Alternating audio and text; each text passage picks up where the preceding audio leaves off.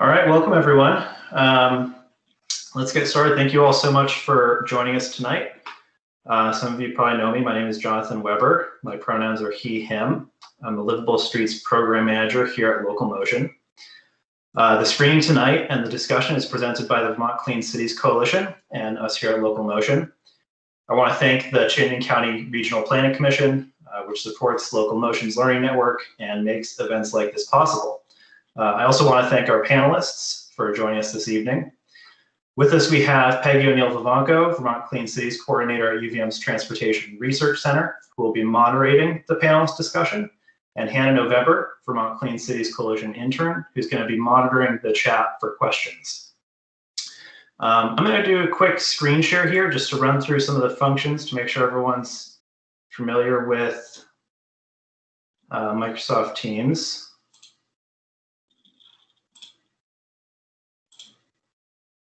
So everyone hopefully can see that. So your view may look a little different if you have the app installed. I think some people may have the controls along the top here somewhere. But basically, this is your mute, unmute, this little speaker here. So please keep yourself muted unless you've been called on to ask a question, or of course, unless you're a panelist or a moderator. This is the hand raise function. So if you have a question, feel free to use this. This is the chat, which I have open. You can open and close the chat with this button right here.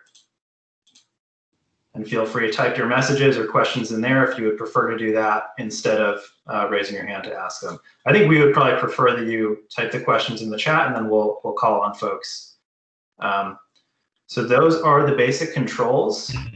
Feel free, if you have any technical issues or any questions, to just post them in the chat, and we'll do our best to help you out with them. Jonathan, could you just hang on for a second? A message came in that someone's not seeing your screen. It was a picture of Hannah. Now you're seeing my face. And Jonathan was referring to this strip down at the bottom, kind of by my chin.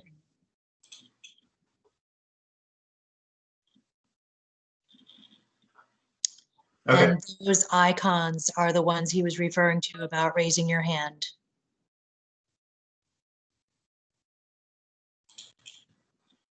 Okay. All right. Are we good? I think we're able to see. If you have any questions, definitely just go ahead and post them in there. Hopefully everyone's relatively familiar. We don't have a ton of folks making noise on their microphones, so that's a good sign. So please do keep yourself muted through the discussion. As I said, we'll be monitoring the chat for questions, so feel free to type your thoughts in there if you prefer. And tonight's discussion will be recorded and available to view later on. I'll now turn it over to Peggy, who's going to kick off the discussion and introduce our panelists. Great. Thank you, Jonathan. And again, thanks to Local Motion. Thanks to Hannah November, the great Vermont Clean Cities intern, who has done a lot of behind the scenes work for this. So Hannah and I are going to be doing some tag teaming where I'll help moderate the panelists speaking. Hannah's going to be reading through your questions in the chat, or if you raise your hand, calling on you. So just be a little patient as we navigate that. So tonight we are joined by Michele Boomhower, who's the Director of Policy Planning and Intermodal Development at VTrans, which is the Department of Transportation here in Vermont. We also have State Representative Kurt McCormick, who sits on the House Transportation Committee. We have Amy Seidel, who's a senior lecturer at UVM. She is also the co-director of the environmental program at Rubenstein, and she teaches on sustainability. She'll talk a little bit about kind of her bike research in Denmark and some of the parallels to the film. And then we have Luis Vivanco. He's a professor of cultural anthropology and co-director of the Humanities Center at UVM, and has written on bicycling in several parts of the world. So for the viewers and for our panelists, let's just consider how and why we cycle. just as we finish that film and as we, enter this conversation. So I put that out to the panelists. So I'm going to ask the panelists to consider that, respond to that, and also give, a minute or so introduction of your work and how that how that intersects with some of the film. So let's start with Michele. Thank you so much, Peggy. It's nice to be with all of you this evening. When I think about the question how and why we cycle, or how and why I cycle, I go back to my youth. I grew up in the village of Jericho, Vermont, and when I was, I learned to ride my bike at 5, and I was able to sort of freewheel about the neighborhood and connect without having to go on to Route 15, the main highway, because a lot of the neighborhoods interconnect in that community.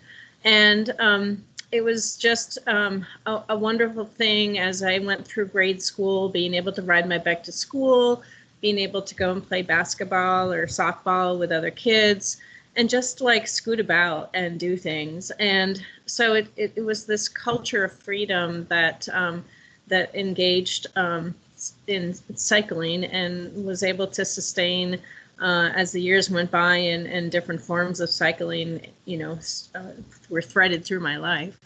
I enjoy the opportunity now in my position at the Agency of Transportation to work with so many partners across the state, so many municipalities, with our internal teams to find better ways for us to continue to evolve in delivering the cycling infrastructure and safety and education that we want to see Vermonters be able to take advantage of as we all continue our pathway on our cycling missions. So thank you.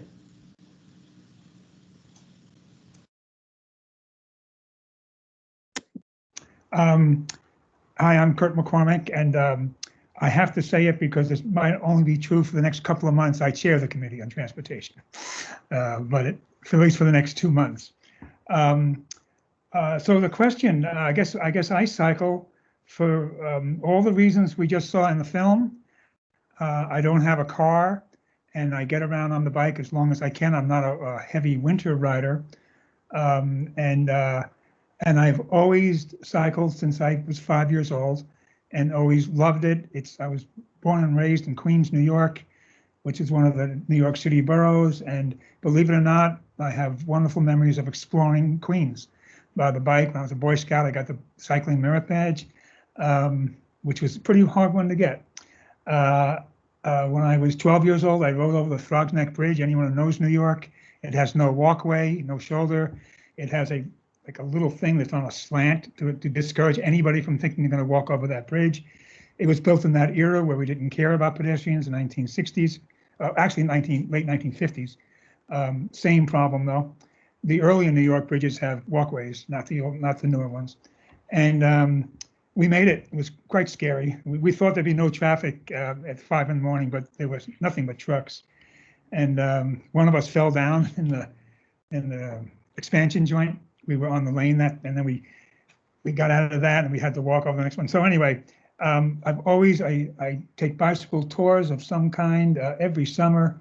And I'm 68 years old now, so I ride fewer miles. I just ride fewer and fewer and fewer, but I keep riding. And that's what's really important. My partner and I have a tandem now, and we love touring on that. So if I still have another half a minute, couple of things on the film. I spent a little time in Holland working on a project, and I stayed in a city called Haarlem, and it's a fairly large city. It's like a mini Amsterdam, about 50K from Amsterdam. And the train station there, you'll remember in the film they mentioned how a lot of people ride their bike to the train station, and then they take the train. Well, in this city, I went down to that train. We took that train all the time. And there's absolutely no parking lot at all. And I counted 2,365 bicycles locked underneath it and around it. More than 2,000 bikes on a weekday and no cars. And there were buses taking people down there. So I always say, you know, when I die, if I go to heaven, it's either Holland or it's Cuba. And there's other places I could go, I suppose, but those are two places I've spent enough time to see what biking can be and how it can be a major part of transportation. And it was mentioned how people love to look at other people. You're out there with them, you're seeing their faces, and people love to ride with other people. I noticed that especially in Cuba. You pull up to a red light and everyone's just talking, strangers just talking to each other. I just love being in heavy bicycle traffic. So my goals for what we can do in Vermont is make biking safer. How many times have you heard when you're asking somebody says to you, I would love to ride my bike to work, but you know, where I live, forget it. It's not safe. Especially here in Burlington. The entrances to Burlington are disgraceful. You know, Route 15 coming down from Essex Junction, Shelburne Road, Shelburne Street inside of Burlington, miserable. You have to be on the sidewalk. And Williston Road's probably the very worst. And those are your three entrances. So that's why people don't commute to work. That's why they tell me they don't. They don't feel safe. We've got to make Vermont roads safe, all the roads and streets safe for bikes. Thank you, Kurt. Thanks. Amy, do you want to Sure. go next? Yeah, thank you. Thanks for having me and good evening, everybody. It's nice to be here and nice to see, you know, more than 50 people talking about bicycles on a cold November night. So nice to be here with everybody. You know, very similar to what Michele and Kurt said, I got a lot from the film and a lot resonated with me about why I like to bicycle. In fact, I love and I think that there's a real joy in bicycling, and that really came out in the film from the youngest member who's whistling, and he says, you know, a tune just comes to me, you know. There is a feeling of liberation and joy, and it may be, as Kurt was just saying, because we're in community, and it may be that the motion and the movement in space is just quite agreeable to the human body and the human psyche. I'm not sure. But I'm thinking of this sort of, you know, handheld video I took of myself in Denmark when I had taken students there just recently and sent back to my family. And it was me bicycling around the city just in absolute glee with what I was able to do and the freedom that I felt being in a city and bicycling. So like many of you, I had experience as a young person, and like those in the film, you know, my first moments of real liberation came on the bicycle. But I will admit, very honestly, I now live in a very rural part of the state in Huntington and on a dirt road. And I do feel a bit constrained. I live 20 miles from my work. And although on occasion I have bicycle to work or bicycle to the park and ride, I certainly don't do it the way commuters in Amsterdam or Copenhagen are doing. And I'm excited to talk with people about that. So my background is actually as an ecologist who studies climate change. And so I come to the issue of bicycling really as how does this transit and this mobility help us tackle our carbon neutrality goals? As many people know, you know, the bulk of our emissions are in the transportation sector here in the state.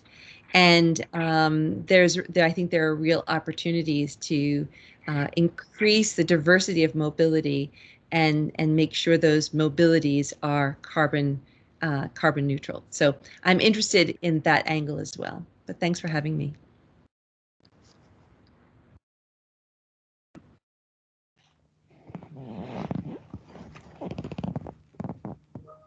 Luis, you're up. Okay. Hi, everyone. Great to see you all. My name is Luis Vivanco, and you know, when you ask a cultural anthropologist why anything, it's a very fraught question. But I've spent the last 12 years or so of my professional life digging into why people ride bicycles and how they ride bicycles in different parts of the world, including here in Vermont. I've done extended field work in Burlington and as far afield as Bogota, Colombia, where I've done about 6 months of field work there among everyday bicycle riders and bike activists. And I've poked around a number of cities, including Copenhagen. And I wrote a book a few years ago, a sort of anthropological perspective on the bike, in which I dug fairly deeply into the Amsterdam story. And so the Dutch question, the question about the Dutch and why they cycle, I will just say that there's a lot of parallels for maybe why some of us cycle, but there's a very specific story to that as well that is grounded in a certain kind of history. And one of the things that whenever you ask a why question, as an anthropologist, people will often say, it's just how we do it. It's self-evident. And so you hear that in the film. It's sort of like, well, it's obvious. Why wouldn't you, right? And that doesn't necessarily help us answer the why question, but it encourages us to dig into, why is it so self-evident to them? Why do they accept it as natural and obvious? And I guess I would just say that knowing more about the background, a lot of people there, especially those who have helped create this situation, which has taken 40 plus years to create, don't take it for granted that this is as stable and as static as it seems. It's an ever evolving dynamic. And one of the questions, I guess you could call it one of my current research questions, is how do cities like Amsterdam or Copenhagen, which have achieved astonishingly high levels of cycling, they've all articulated goals to increase cycling. And so how do you go from great to even greater? And they're confronting some real challenges with that, because there are counterforces. There are a lot of people who do not take it for granted that bicycling is a self-evident fact of life. So anyway, I saw a lot in the film to think about and comment on, and I'll stop there because we'll get into it as we chat and so on. Thank you, panelists, for that introduction. It soothes my soul in this time we're in right now, and on this cold winter day, to think about cycling. Hannah, do you have any question you want to pull from the chat?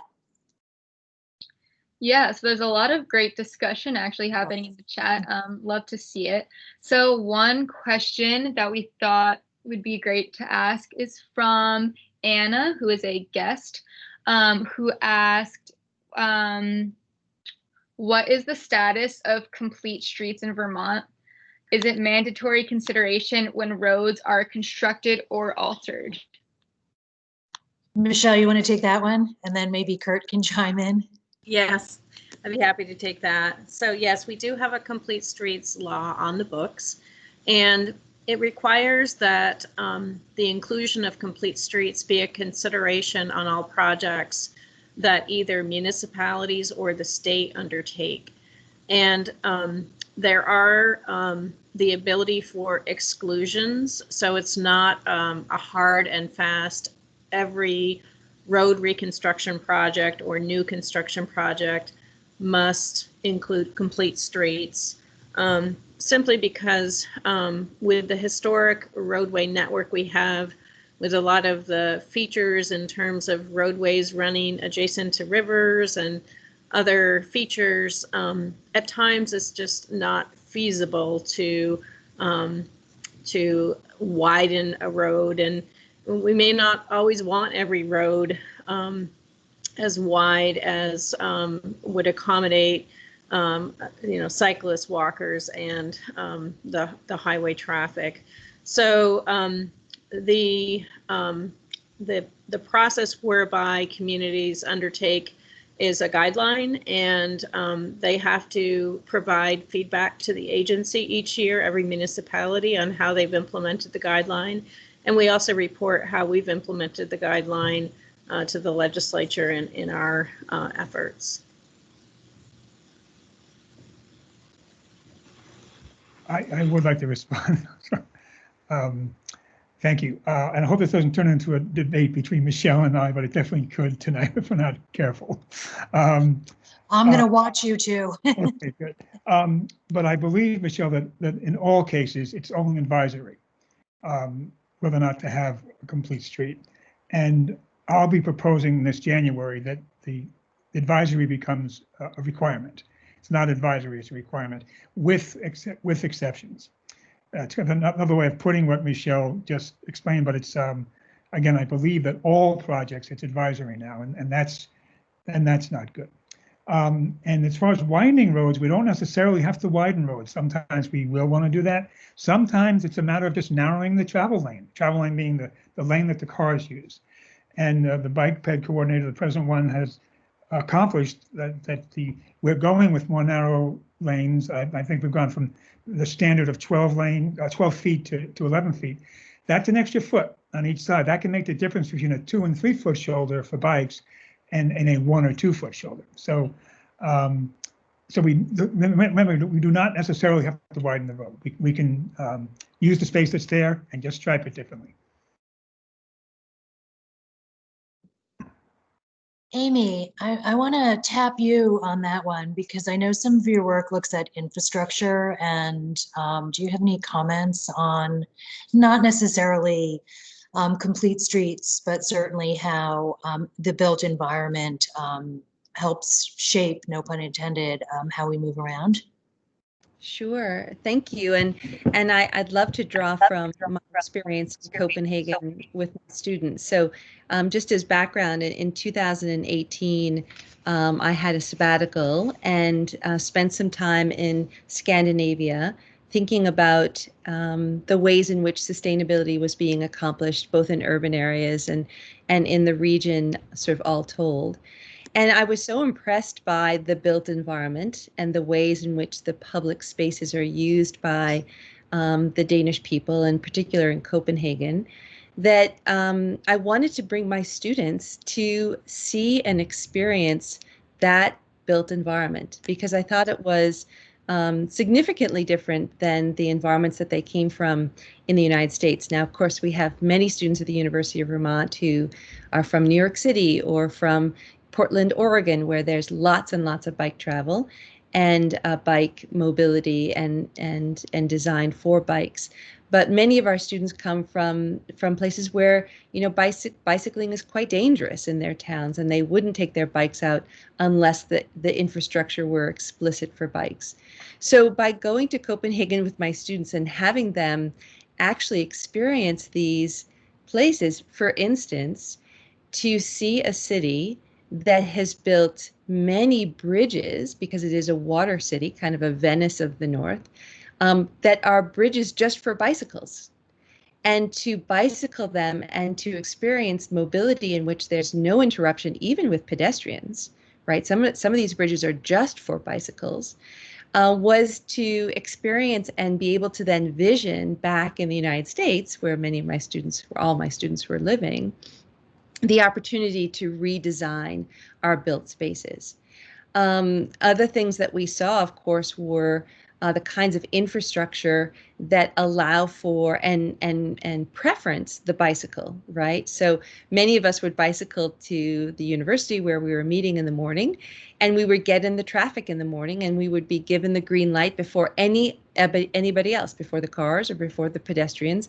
In fact, it would be timed down. So 4, 3, 2, 1, bikes go, and then 5 seconds later, cars go. And so there was this amazing sort of support, psychic and infrastructural support for people on bicycles, enough so that it was sort of like commuting in it had a fair amount of aggressive biking that you needed to do because so many people were on bikes.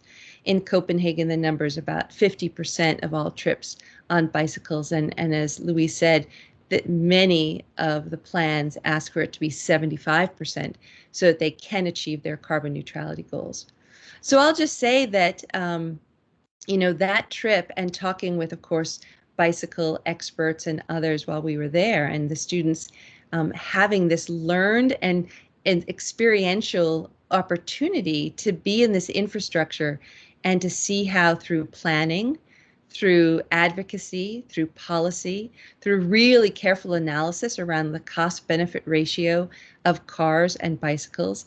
And then honestly, what I see is a kind of virtuous cycle of policy, instituting more bikes, more bicycles, instituting more policy, such that although there are some countervailing pressures, there becomes a culture and a built environment that really prefers the bicycle. And the experience was quite amazing for our students, and now many of them are back here working for Sustainable Transportation Vermont and even in cities in the Northeast with that experience in mind.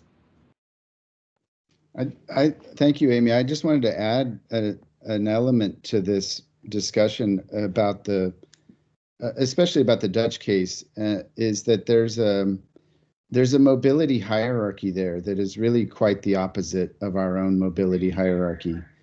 Ours prioritizes the car over all else. And in these settings, it's the pedestrian and then secondarily the bicycle rider who have that central priority. And so I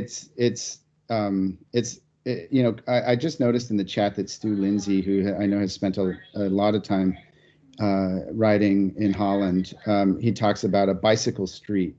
And a bicycle street is a street where the car can be there, but it's a guest, right? I mean, can you imagine that idea that a car is a guest instead of here where the bicyclist and the pedestrian are seen as guests in the street? And so, that whole infrastructure dynamic is one that is, as Amy says, it's a virtual cycle of, policy and people using it, but it's really grounded in a very different concept of who is the most vulnerable user. And I know we have vulnerable user kinds of laws here, but they just seem to barely chip at the surface of the real nature of the inequality and the vulnerability that exists between cyclists and automobiles.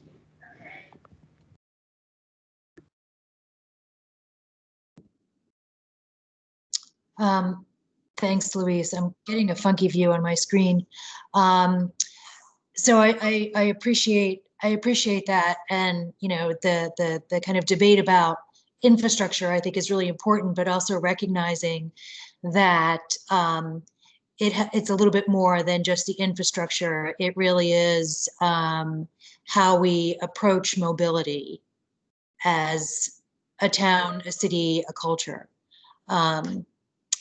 Hannah, I just like all the questions keep bubbling up, and I want to make sure we get to some more questions. Anything that jumps up at you? Yes. So first of all, Peter Allison, it looks like you've somehow started sharing your screen. So if I could ask you to unshare, that would be great. Sorry, I know this is a confusing platform. If you just push that little button next to the 3 dots with the X. So this question is probably geared a little bit more towards the social scientists out there. Tom Lent asked a really interesting question about respect in our culture. Something they highlighted in the movie a lot was like the respect between cyclists, which I also thought was really interesting. And so Tom Lent wonders if this mutual respect that makes navigating a busy intersection of cycles and pedestrians work. He wonders if this is an obstacle to cycling in America, or does it mean that cycling could be a salve for what ails America, which is certainly kind of like a relevant topic. But yeah. I'm a social scientist. I'll take that one on. Thanks, Tom. I guess what I would say, I'm not going to address the second part of the question right now, but I would just sort of think about the mutual respect thing. I think to the typical, let's say, Amsterdam bicycle rider, there is that eye contact. There is a certain kind of mutual respect, but there's also, funny enough, there's a spirit of anarchic sort of flow to it all as well. And what's so interesting and powerful about writing in a situation like that, it's true in Copenhagen as well, is that people are raised in that environment and they learn from a very early age how to read other people's signals and body language and traffic. And so it's not that they're all in love with each other. In fact, they're often trying to compete with each other to get in front. And you should see Copenhagen on a busy afternoon. Oh my gosh, it's insanity. In fact, in Copenhagen, they have 2 lanes in the bike lanes. And now the Copenhagen cyclists are demanding 4 lanes because they're sick and tired of the slow people being in their way, right? So anyway, I don't want to make it seem like it's all competition, but Edward Soja wrote a really great book about Amsterdam a while back, in which he sort of talks about the anarchist kinds of qualities of life and priorities of, they're doing their thing, right? So and there's an egalitarian kind of spirit to it all. But it can be quite hairy as an outsider to kind of step into that and not understand those really, really subtle, even bodily cues that people are just sort of raised with. So yeah, anyway, I just thought that was a fun way to respond to the first part of your question. As far as the second part of your question goes, I think that mobility hierarchy is a really tough nut to crack for us, because we are starting with a lack of respect directed at us. And I know that one of the strategies that bicycle activism promotes is a kind of tolerant, sort of don't take the bait, be respectful. But that obviously, you get a movement like critical mass, it's like, that doesn't work. We're just going to take over, right? So that more confrontational approach is often where Americans want to go, right? Is, well, if you're not going to respect me, I'm going to take it. So it leads to a lot of practical dilemmas, I think, for those of us who are committed to a kind of politics that has an effectiveness over the long term. If I could just add one anecdote from our experience in Copenhagen, especially this point about anarchism. In the film, you see a couple of times where people are riding these cargo bikes, and the cargo bikes often have the cargo part at the front. And you'll actually see in a couple of cases, it said Christiania Bikes on it. And Christiania Bikes is a bicycle company in Copenhagen. But more interestingly, Christiania is a neighborhood that has pretty much seceded from the municipality of Copenhagen City because of its bike culture in part. Other things have encouraged this secession. But pretty much they are an autonomous neighborhood and region within the city in which there is no car travel at all. And everybody gets around on bikes. And this has been true for the last 2 or 3 decades. And they have other kinds of interesting rules and regulations that they have within their neighborhood. So out of that autonomous neighborhood came this cargo bike design, which has now traveled all over, including to Burlington, Vermont.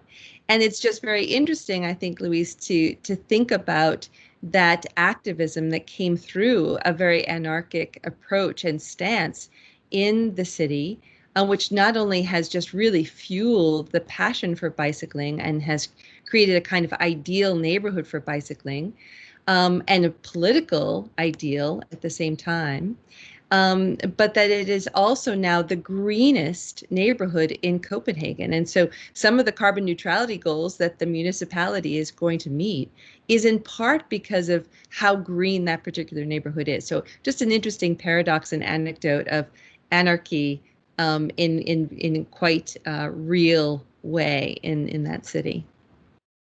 Amy, what's the name of that neighborhood again? It's called Christiania, like the word Christian and then IA at the end, Christiania. That's going to be my new heaven. So, Can I just add one more? I'm sorry, I just have to add one more thing about this because the film says something, I think that it's subtle in the film, but it's something that we obsess about. And I think it's worth bringing to the surface to chew on this, which is it's at one point, I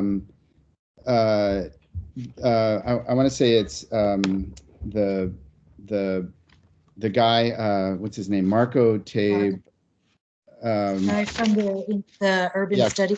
right, from the urban studies. He talks about, he says, the people, when they ride bikes, they make choices due to their senses, not the cold logic of designers.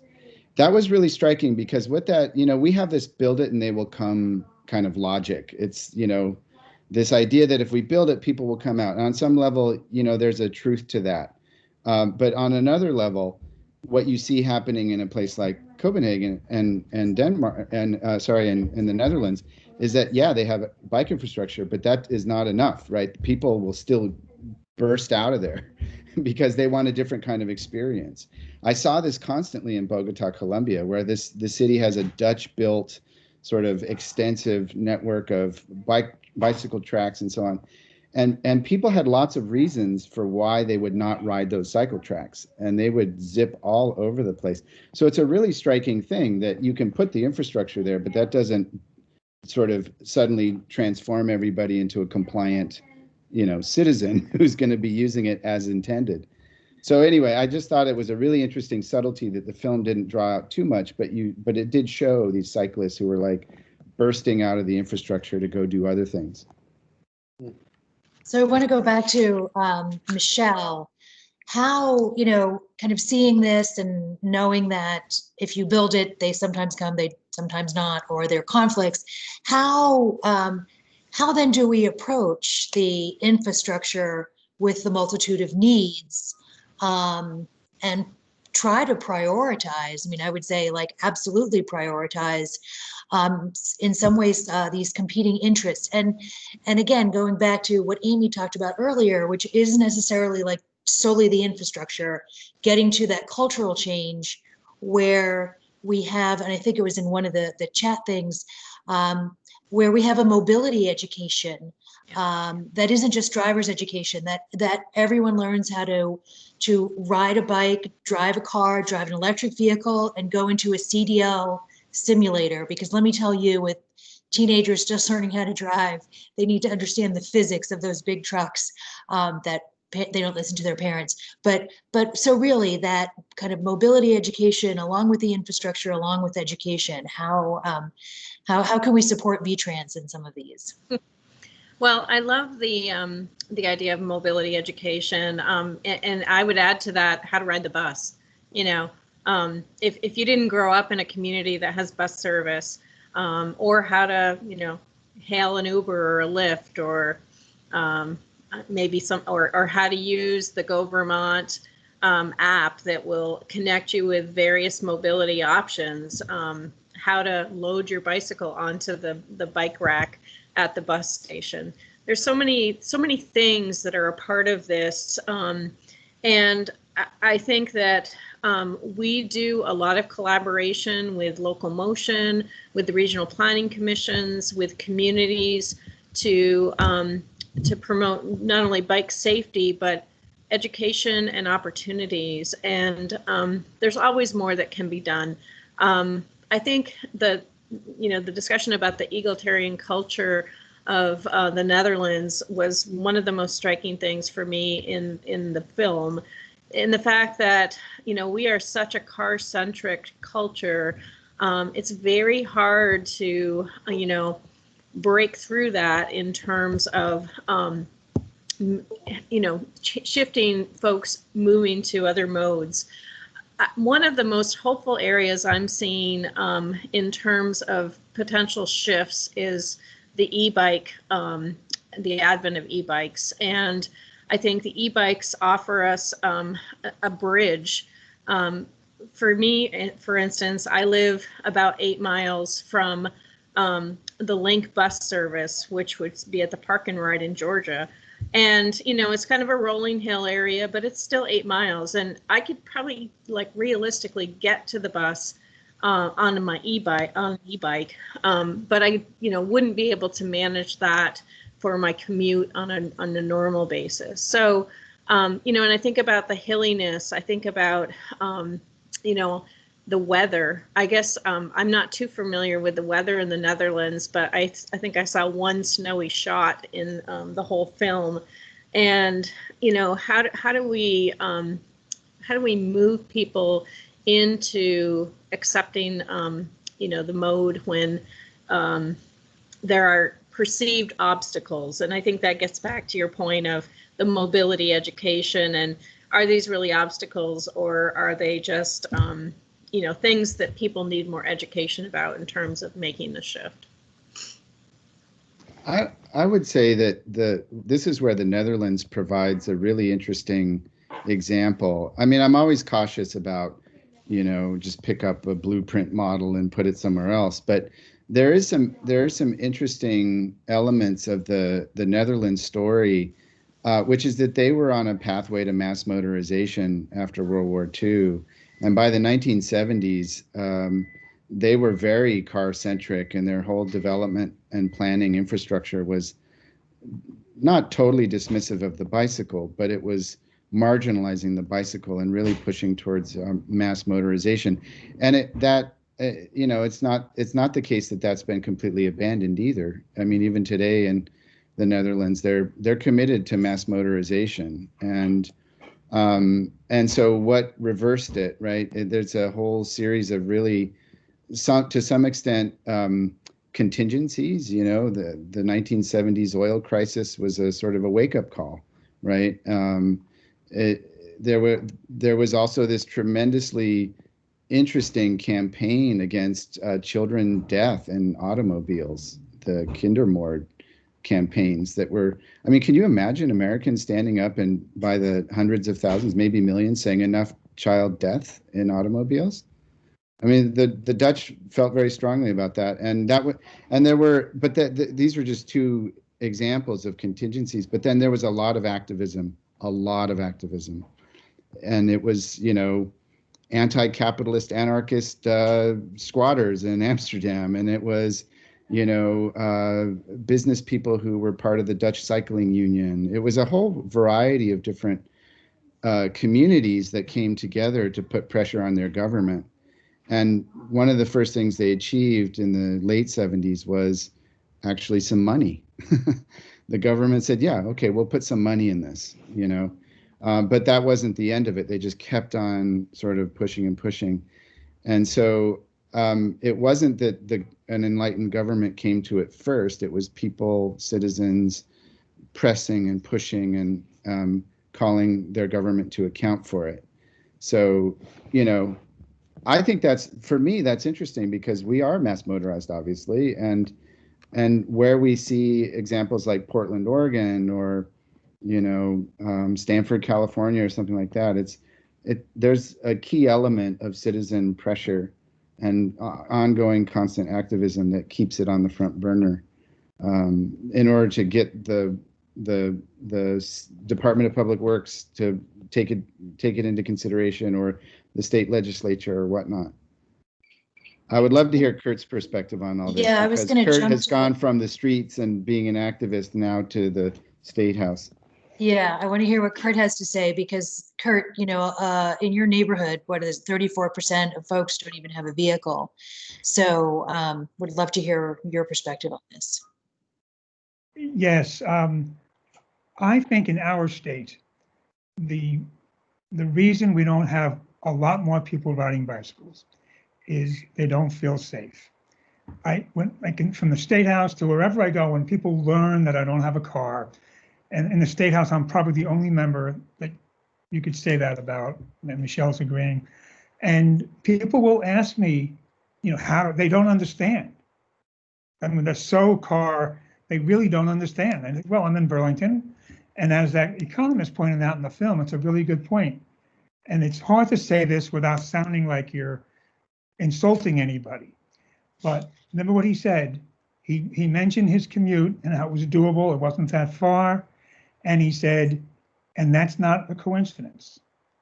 So he chose to live close to his job. I wasn't born in this house in Burlington. I chose to live here. I probably would not live in Burlington were it not for the bus service. Knowing that it was here before I came here, I probably wouldn't have moved here. But I did, because I could live the life I wanted to live here. It's about the only place you can. At least it's the easiest place that you can. So when people will ask me, well, how do you get here? How do you get there? And I said, well, they don't realize that some of us can ride some of us can still ride 30 or 40 miles a day. To them, that just seems impossible. They don't realize how much easier a new bike is to a bike with gears. Some of these people are older. They think you're talking about their old one-speed bicycle. They think you're talking about how difficult it is to get up hills. But then others who truly want to do it and have a nice bike hanging in their garage will tell me that the last time they rode to such and such a place, a truck went by, they could feel the wind in their hair. That is scary. And when you get to be my age, you really don't want to go down. You know, the thought of going down is just, even without having a collision, is horrible to me.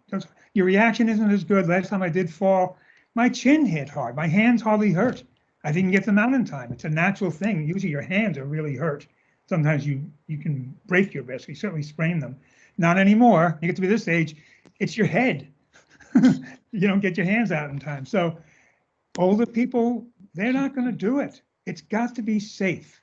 They have to feel that they're safe. And we can argue about exactly how that's done. Some people argue we shouldn't have separation. We should just have, that was referred to at a conference I was at once as bicycle apartheid. Don't separate us from the traffic, make the traffic understand that we belong there. That doesn't work for older people and people that don't feel safe. They've got to be separate, either with a barrier or even the bike lanes. They finally put bike lanes down at the end of North Winooski Avenue here. So we have a bike lane from my house to all the way to Main Street. It's so much safer, and it's nothing but a line. And it was nothing but a narrowing of the lanes for the cars and making it a 3-lane instead of a 4-lane. So one thing I did not mention about the complete streets, when you narrow the lanes, you slow the speed limit. Nothing would make people feel safer than lower speed limits. And we have to enforce speed limits. You know, we don't enforce much anymore. We don't enforce the speed limits.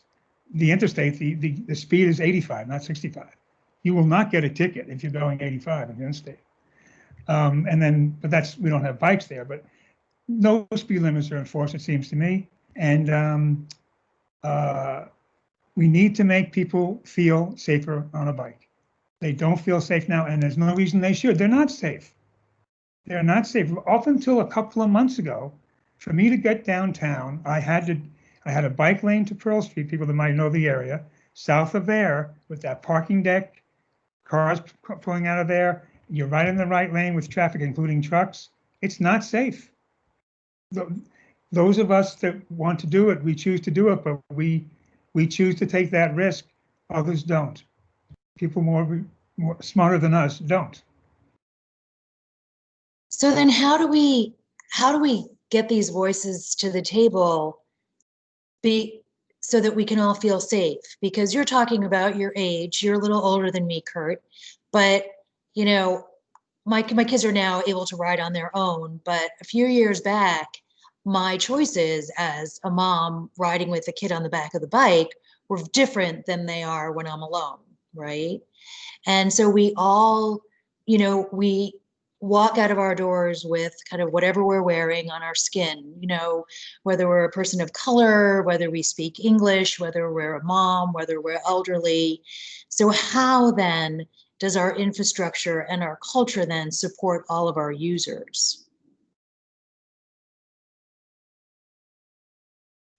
By all of our users, you mean cars and pedestrians and bikes? Yeah. Yeah. I think it's a matter of prioritizing. You know, unfortunately, the resources are limited. And, you know, we've been working hard at the agency, you know, and there's sort of like, what can municipalities do? Because a lot of the infrastructure exists at the municipal level, honestly. And so we provide like $3 to $4 million a year for bicycle and pedestrian grants so that infrastructure can be improved in municipalities, in addition to whatever other investments are being made along with projects that we're building. So for instance, we're building an off-road facility between Essex Junction and St. Michael's College on Route 15, because that's just like an impossible 4-lane highway. Biking on that is just not feasible. And, you know, I think that understanding where we can get the connections that are going to help the most people be able to have the choice to take out their bike and to have their children ride safely and to, you know, be able to do a number of things, you know, whether it's getting to work, doing your errands, or any other number of things that you want to do in addition to recreating in areas that are safe. And it's a challenge because, you know, we're not going to be able to build, you know, community to community bike lanes. We can barely make adequate resources within the communities, even the most built out communities, as Kurt was pointing out with Burlington, and the fact that, you know, you're just starting to see some of these streets being repurposed in a way where a cyclist can participate. You know, I think about, I was working in Chittenden County at the Regional Planning Commission 10 years ago.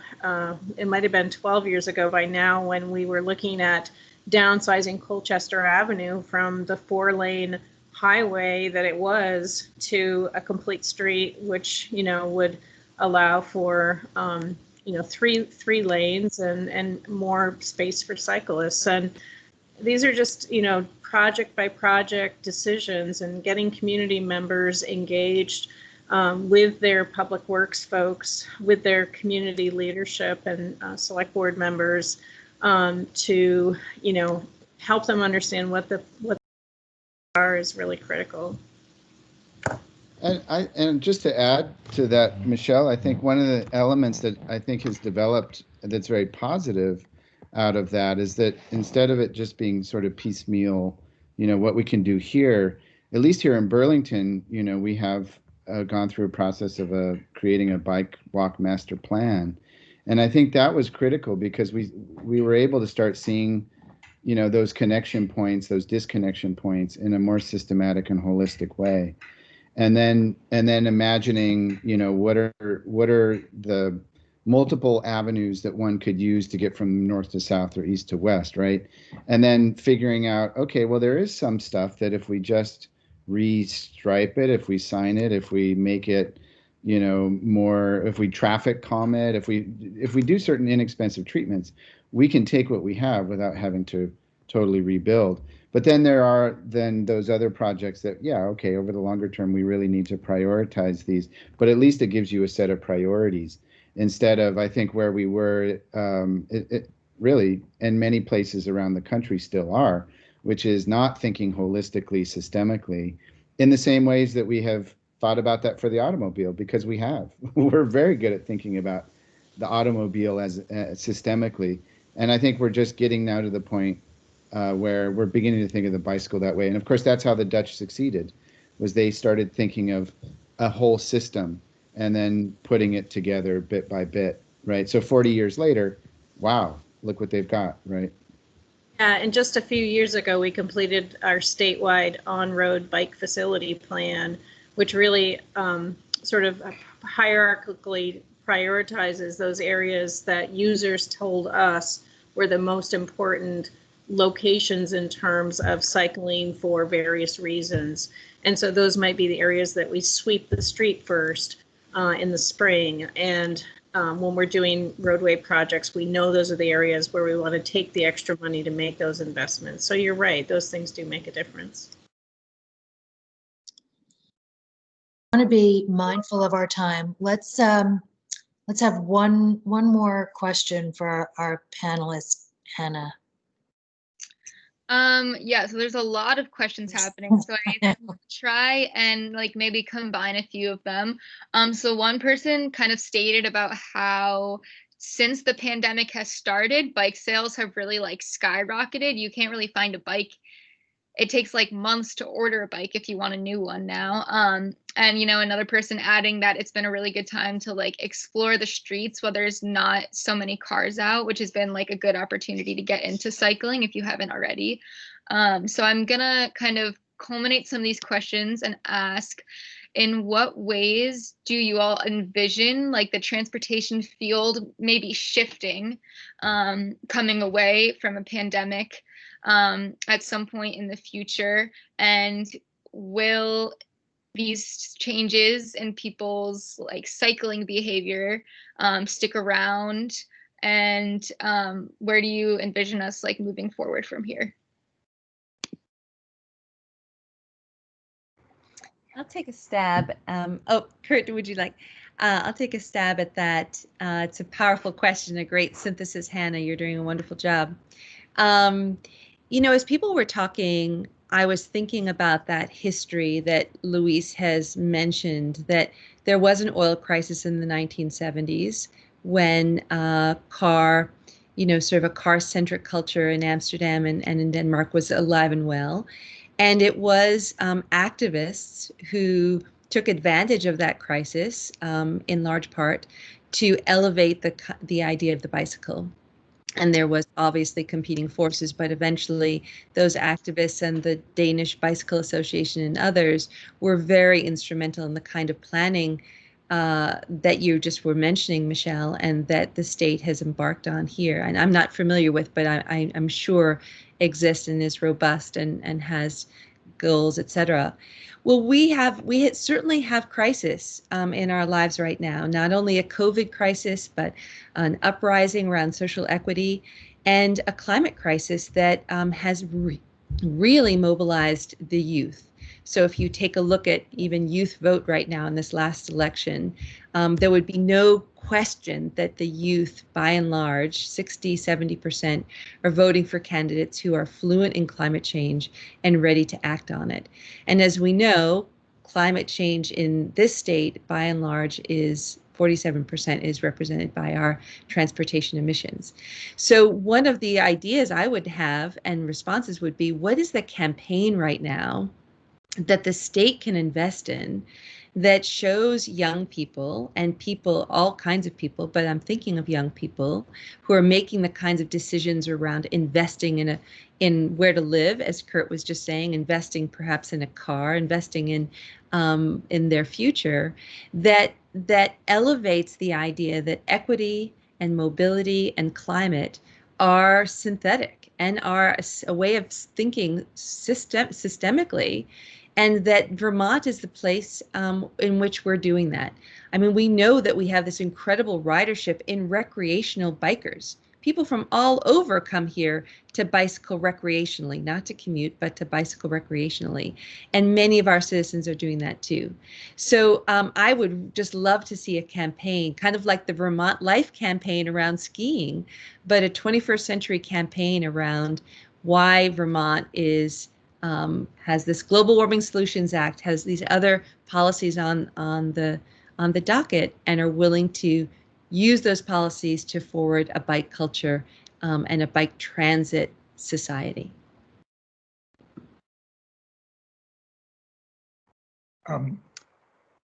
So I and a few others that are still on the committee are working on legislation in January, and one of the strategies in it is to expedite the completion of what Michele was talking about.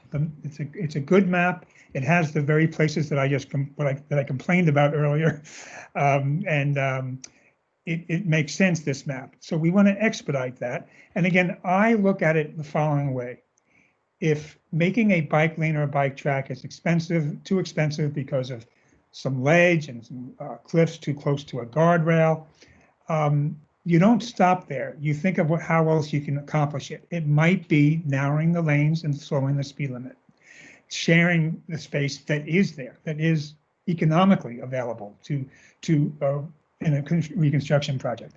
And then finally, I have this goal, and I want to touch on how I articulate it in the law, that Vermont will be a state where we will be known for being able to ride a bike in relative safety anywhere. That if you're on a dirt road, that's sharing the road, no markings or anything. If the traffic count is so low on a paved road that there's no sense in doing anything other than occasional sign and the occasional shower on the road, then that's good enough for that. But that every place is, not only is a bike allowed, but a bike is encouraged everywhere, every street, every highway. In Rutland right now, where Route 7 and Route 4 cross, that is actually the heaviest traffic point, I believe, in the whole state, Michele, that intersection.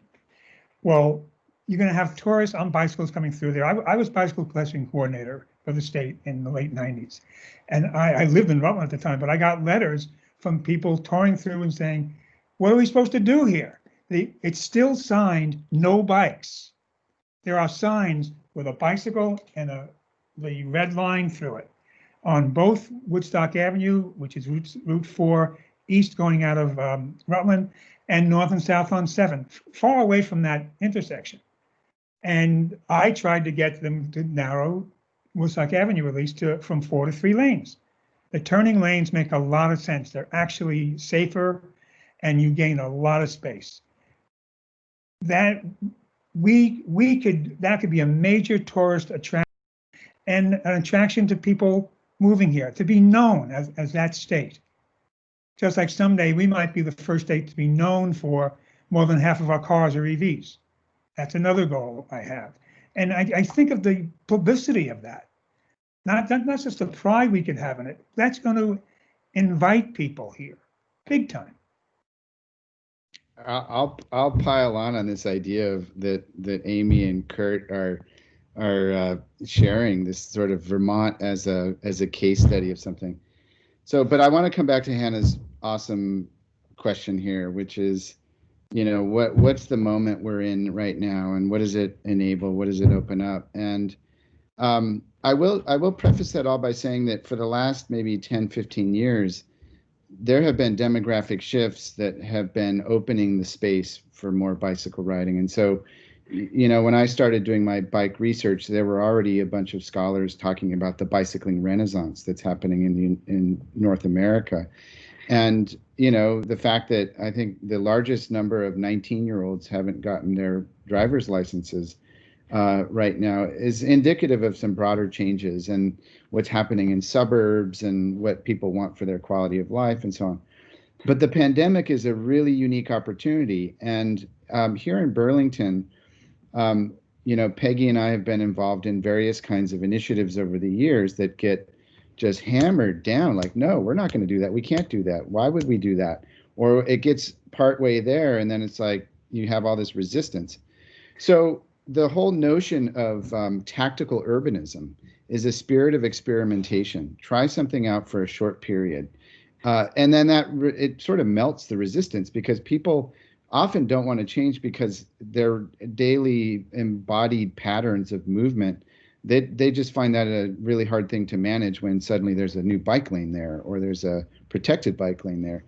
But tactical urbanism is saying, hey, we're just going to try this out. And I think that spirit of experimentation is what the Dutch and the Danes have done a lot. They try something out, they study it. If it doesn't work, they pull it off. And so right now in the pandemic, you see in Burlington, for example, things have popped up. They feel temporary, but I think our steps next are, how do we make these things permanent, right? People got used to them. They didn't knock over all the cones, things like that. So anyway, back to my idea though. Okay, we are trying out tactical urbanism, but we're a rural state. So what does tactical ruralism look like? I'll leave that to Michele to figure out, because that's, of course, the big nut to crack in a state like Vermont, is that, Burlington can pursue certain kinds of models that other cities are pursuing. But how do you do this in the Northeast Kingdom? How do you do this in Southern Vermont communities, Central Vermont communities, right? So I think the idea of a tactical urbanism that's experimental, taking advantage of the moment to try things out, not making any long-term commitments, but to see how people react, see how people might be enticed to get out on their bicycles in rural communities. I'll leave it at that. That's a great segue. The good news is we do have programming around that. We have Better Connections grants, and we have a grant program to help communities do these pop-up activities. And the tactical ruralism you talk about, the COVID situation really amplified that as we had all kinds of requests to use the state highway right-of-way and the municipal highway right-of-way through the pandemic to address the need for more outdoor dining and more outdoor activities that communities wanted to undertake. And so you saw streets being shut off and temporary basis. And, we're recognizing that some of these temporary things, may become permanent. And how do we work with communities to support that and continue to provide for all of the users of the system? I think the other thing we're trying to understand is what's going to happen with public transit as we move out of COVID, and will people return to ridership? We're about half the ridership now that we would normally have for public transit. Will people move from public transit to other forms of mobility, whether it's riding a bike or transit, where we have these sort of demand response trips that people can take within a particular network? So we have a lot of pilot work going on around that. I think this is going to be a very transformational time. There's a lot of reduced driving. People are working from home. I've been sitting at this desk for 12 hours today, just like, and it's like I'm much more productive. We've, shown that our workforce can be a dispersed workforce and still be a productive workforce for many positions in the labor market. So there's just a lot of transformation that will happen. And I think this whole idea of like the demand for bikes and how that rose and how many people took advantage of that experience. I would be remiss if I didn't talk about the state's rail trail networks.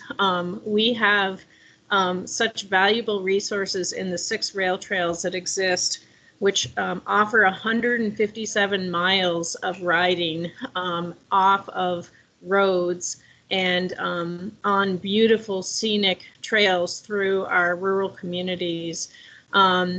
I should say that 157 miles includes the Lomile Valley Rail Trail, which will be completed by the end of 2022. But I think we need to think really holistically. We do have people that commute on the rail trail. We do have people that are choosing to live in these rural areas, and I think we'll see more of it, where they can, live in Colchester and take the Island Line Trail into Burlington as their commute, and starting to see some of those things going on. And I love the idea of a campaign. That was just like, that's so wonderful. And thank you, Amy, for that thought. The climate crisis as it relates to transportation in particular is significant. And I've been part of the state's representation through the Transportation Climate Initiative, looking to figure out whether we can arrive at a cap and invest model for the utilization of transportation fuels that might generate income or revenue to invest in decarbonizing transportation systems, and bicycle investments, and smart growth in communities, and getting people to make other choices around their mobility opportunities will all be a part of the things we'll need to explore investing in, regardless of how we move forward, if we're going to meet these climate challenges. All right, everyone. Well, I think that's a good place to wrap it up. I'm sure a lot of us are in a similar place to Michele, having spent a long day at our desks and probably ready to get up. Let me just ask Michele one thing. Michele, can I quote you? Did you say that the governor's proposed budget in January will have an increase in the better connection and the downtown transportation programs? I think you must have misheard. I can't reveal the surprises that will be in the governor's budget quite at this time. All right, everyone. Thank you so much to all of our panelists and all of you who attended tonight. We really appreciate you all coming out for this event. It was a really great discussion, and we certainly hope you all enjoyed the film. You're going to be getting a document with a list of resources that you might just find helpful, so following up on some of the motivation that you can take out of this. So thank you again, and have a great night. Yeah, and just one more quick thanks to Carl Chemnitzer from Sierra Club, who planted the seed of this film into my mind and for the great collaboration with Locomotion. So thank you all. Thank you, our panelists, and have a great evening, everybody. The evening's over. Thank Good you. night. Yeah. Good night, everybody. Get in your jammies and go to bed. Thank you. Bye-bye. Thanks.